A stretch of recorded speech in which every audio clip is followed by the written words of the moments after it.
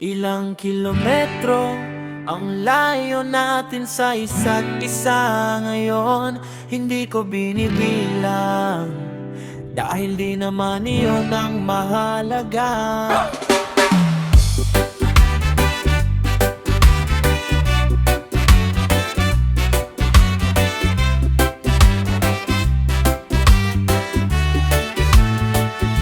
Magkaibang time zone, magkaibang langit, pero parehong bituin ang tinitingnan natin sa gabi. Sinabi mo miss na kita, alas 3 ng umaga. Iyon ang pinakamagandang mensahe na natanggap ko sa aking buhay. Video call tuwing Sabado, kahit mabagal ang signal, nakakita tayo ng paraan. Palagi tayong nakakakita, hindi perpekto, maraming araw na mahirap, pero walang distansya ang makakaalis ng pagmamahal na ito.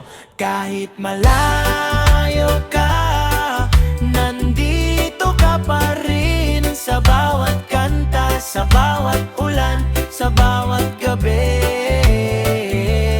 Kahit malayo ka, pakiramdam ko'y malapit. Dahil ang puso ay walang distansya, nandun ka palagi. May araw na darating, alam ko iyon, na wala ng screen sa pagitan natin. At sa araw na iyon, yakap kita ng mahigpit, at hindi ko bibitawan kahit kailan pa. Ulit-ulit kaya mo. Ang hintay ay may katapusan, iyon ang aking panghawak. Ang bawat araw na lumilipas sa isang araw na mas malapit na tayo.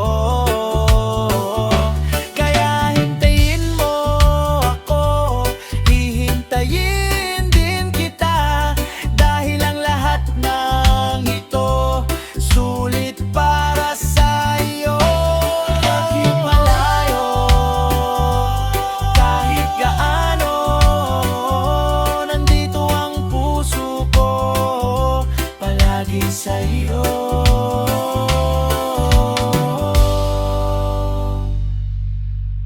Yo! Sa lahat ng tanong na mayroon ako sa buhay, isa lang ang sagot na palagi kong naisip.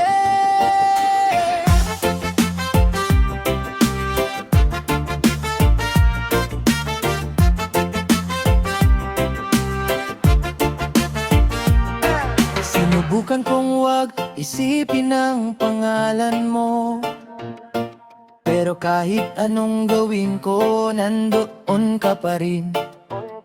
Parang kanta na nakakulong sa isipan ko, na paulit-ulit na tumutugtog kahit ayaw ko na. Tinanong ako ng kaibigan ko, bakit kang umingiti? Wala akong sinagot, pero alam niya na ikaw iyon. Kasi ganyan ang epekto mo sa akin, walang paliwanag. Isang tingin mo lang, tapos na ang lahat ng kalungkutan ko. Ikaw lang ang sagot sa bawat tanong ko. Sa bawat gabi na naghahanap ako ng kapayapaan. Ikaw lang ang sagot, hindi ko na kailangan pang maghanap, dahil nahanap na kita at sapat ka na. At sapat ka na.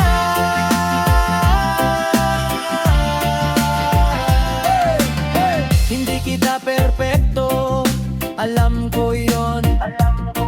At hindi rin ako perpekto, alam mo rin yon. Pero ang dalawang impektong tao na nagmamahal ay nagtatayo ng pinaka-perpektong mundo para sa isa't isa.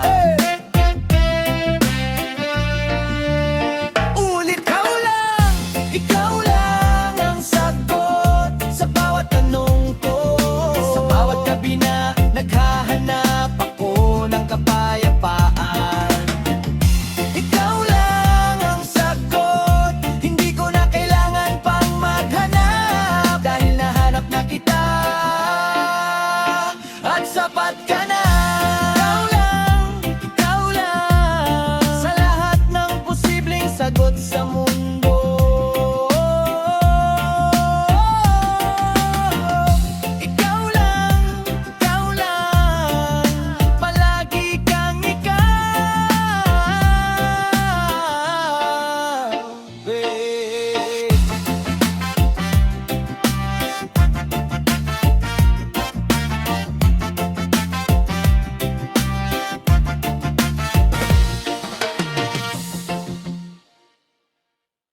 May mga bagay na matagal ko nang gustong sabihin, pero ngayon na pakinggan mo ako. Ha! Ha! 3 taon na tayong magkaibigan, at 3 taon na rin akong nagtatago ng isang sikreto. Tuwing nag-uusap tayo, gusto kong sabihin, pero ang takot ay mas malakas kaysa sa aking boses. Nakita kita nang may kasama noong isang araw, at may nasaktan sa akin na hindi ko pa nararamdaman noon. Iyon ang araw na natyak ko, hindi na ako makakatagal na itago ang lahat ng ito sa loob ng aking dibdib. Matagal na kitang mahal, ito na ang totoo. Hindi lang bilang kaibigan, kundi bilang ikaw. Matagal na kitang mahal, at ayaw ko nang magtago. Kahit anong sagot mo, sasabihin ko na. Ayoko ng what ifs, paglipas ng maraming taon. Ayoko ng pagsisisi sa mga bagay na hindi ko sinabi. Kaya ngayon, nandito ako sa harap mo, puso sa kamay at lahat ay nakasalalay sa iyong sagot. Matagal na kitang mahal, ito na ang totoo. Hindi lang bilang kaibigan, kundi bilang ikaw. Matagal na kitang mahal, at ayaw ko nang magtago. Kahit anong sagot mo, sasabihin ko na. Kahit hindi ang sagot mo, okay lang. Mas mabuti pang malaman kaysa sa habang buhay na pagtataka. Pero sana marinig ko ang oo, dahil ikaw ang taong pinakagusto kong marinig iyon mula sa kanya.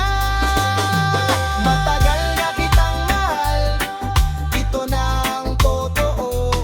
Hindi lang bilang kaibigan, kundi bilang ikaw. Matagal na kitang mahal, at ayaw ko nang magtago. Kahit anong sagot mo, sasabihin ko na. Matagal na kitang mahal, ito na ang totoo. Hindi lang bilang kaibigan, kundi bilang ikaw. Matagal na kitang mahal, at ayaw ko nang magtago. Kahit anong sagot mo, sasabihin ko na.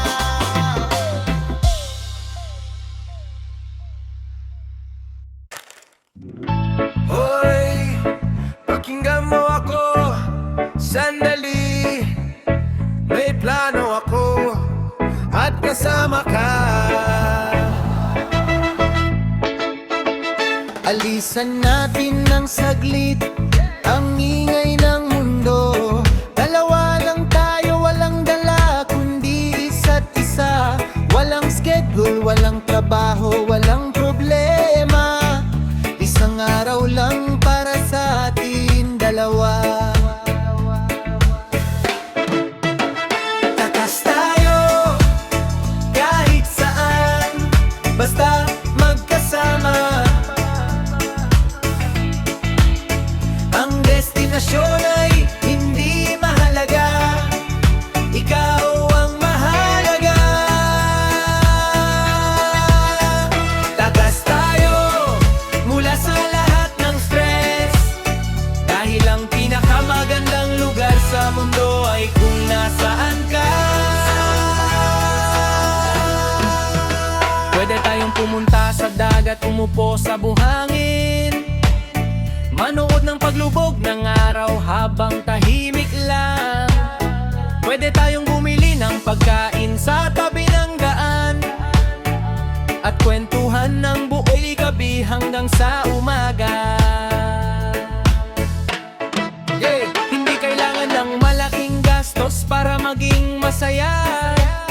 Ang presensya mo ay mas mahalaga sa anumang lugar. Kaya sabi ko, takas tayo kahit ilang oras lang, at gawing extra espesyal ang ordinaryong araw. Ulit, ulit, ulit, takas tayo kahit saan, basta magkasama. Ang destinasyon ay hindi mahalaga, ikaw ang mahalaga. Takas tayo mula sa lahat ng stress, dahil ang pinakamagandang lugar sa mundo ay kung nasaan ka. Takas tayo, ikaw at ako. Ang mundo ay naghihintay, tayo na.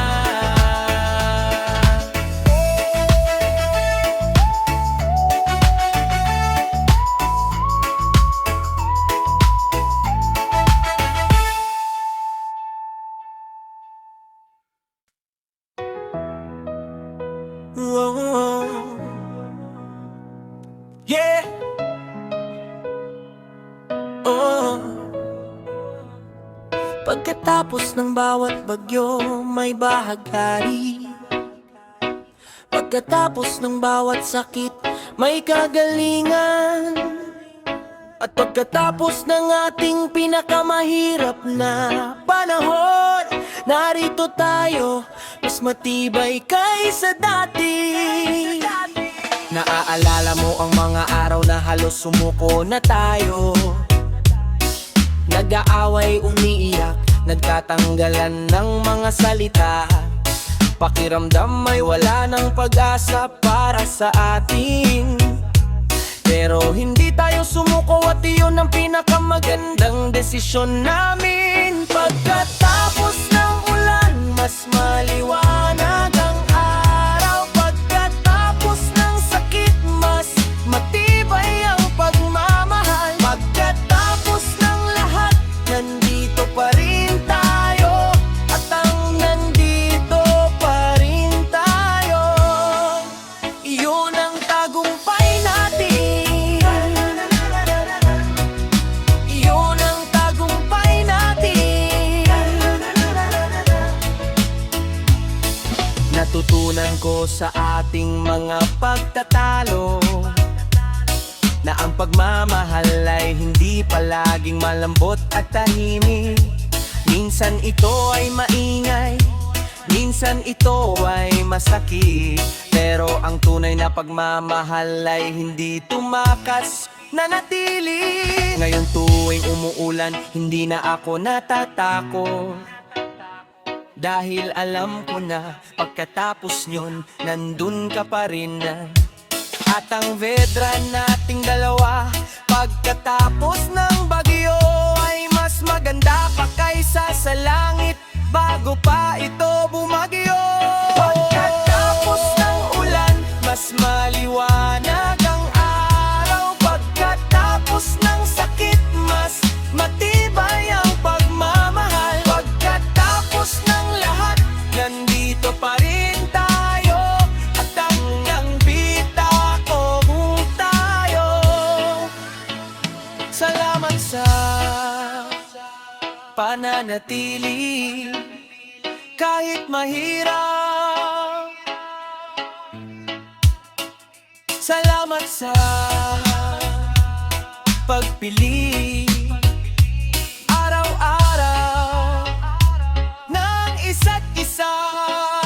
Iyon ang tunay na pagmamahal, hindi lang emosyon, kundi desisyon na ginagawa mo kahit hindi ka nararamdamang gusto.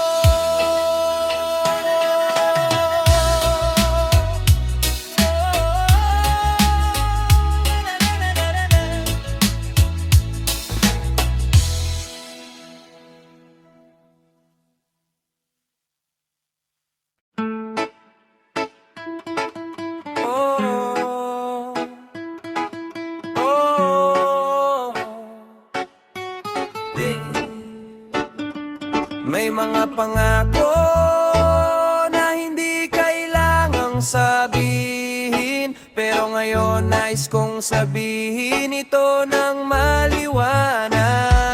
Alam ko na hindi itong madali. May mga araw na pagod tayo sa isa't isa. May mga gabing hindi magkausap ng maayos, pero sa bawat umaga pinipili ko pa rin ikaw. Kapag may sakit ka, nandun ako. Kapag nag-alala ka, maririnig mo ang aking boses. Kapag pakiramdam mo ay nag-isa ka sa mundo, huwag mong kalimutan, nandito ako palagi. Hindi kita pababayaan. Ito ang aking pangako, hindi lang sa masayang panahon, kundi sa lahat ng panahon. Hindi kita pababayaan kahit anong mangyari pa, dahil pinili kita at ang pagpili ko ay hindi nagbabago.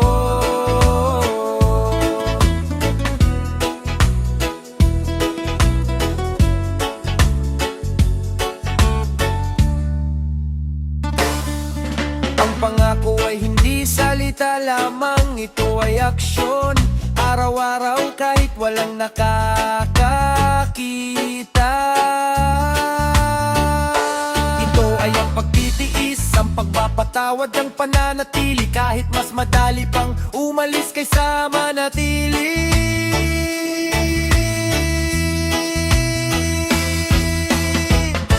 Hindi kita pababayaan. Iyon ang sapat, iyon ang totoo. Nandito ako palagi. Hindi kita pababayaan. Ito ang aking pangako, hindi lang sa masayang panahon, kundi sa lahat ng panahon. Hindi kita pababayaan kahit anong mangyari pa, dahil pinili kita at ang pagpili ko ay hindi nagbabago.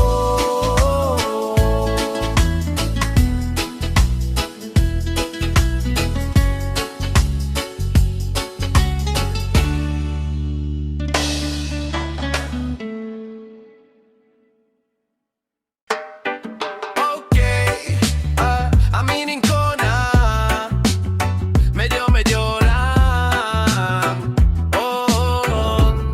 nagseselos mo. Sino yung nag-comment ng ganda mo sa post mo? Sino yung laging nasa story views mo? Una.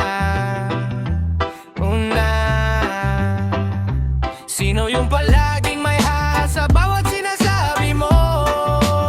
Hindi ko tinatanong ng seryoso, tinatanong ko ng seryoso. Selos, oh selos, hindi ko maitatanggi, dahil mahal kita at ayaw kitang mawala. Selos hindi ko kontrol, ito ay pagmamahal na medyo lang lumabas sa tamang daan. Alam ko naman na magtitiwala ako sa iyo. Alam ko naman na hindi mo gagawin ang masama, pero ang isip ko tuwing wala ka ay mabilis na mag-isip ng mga bagay na hindi naman totoo, pero parang totoo sa feeling. Kaya naman pag-usapan natin ito, wag tayong magtago. Sabihin mo kung okay lang, sabihin mo kung hindi, kasi mas gusto ko pang marinig ang katotohanan kaysa sa imahinasyon ko na laging mas masama pa.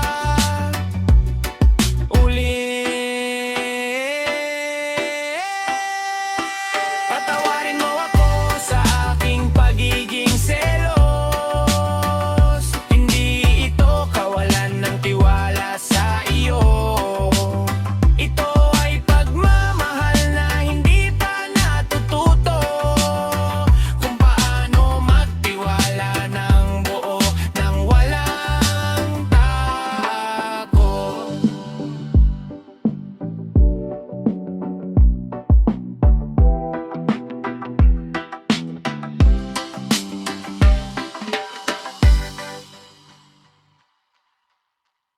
Minsan nagtataka ako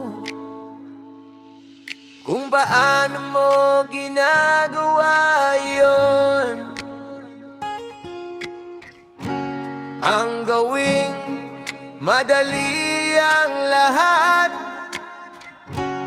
para sa akin. Madali kang mahalin, hindi mo alam yun. Sa bawat simpleng bagay na ginagawa mo, ang paraan ng iyong pagtawa, ang iyong ugali sa pagkain, ang boses mo tuwing antok ka, lahat iyon ay nagpapabagsak sa akin. Hindi ka nagpapakita ng kahirapan, pero nandun ka. Hindi ka nagpapakita ng pag-aalala, pero nandun din iyon. At sa bawat pagkakataon na kailangan kita, parang alam mo nang darating bago pa ako magtanong. Ang dali mong mahalin kahit hindi mo alam. Ang bawat bahagi mo ay dahilan para sa akin. Ang dali mong mahalin, natural lang para sa akin. Dahil ikaw ay ikaw, at iyon ang sapat na. Minsan sinasabi mo may mali ka sa sarili mo, na hindi ka sapat, na marami kang pagkukulang. Pero gusto kong sabihin sa iyo mula sa aking puso, perpekto ka para sa akin, sa lahat ng iyong kakulangan.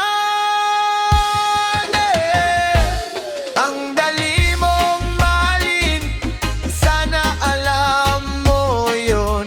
Palagi, palagi.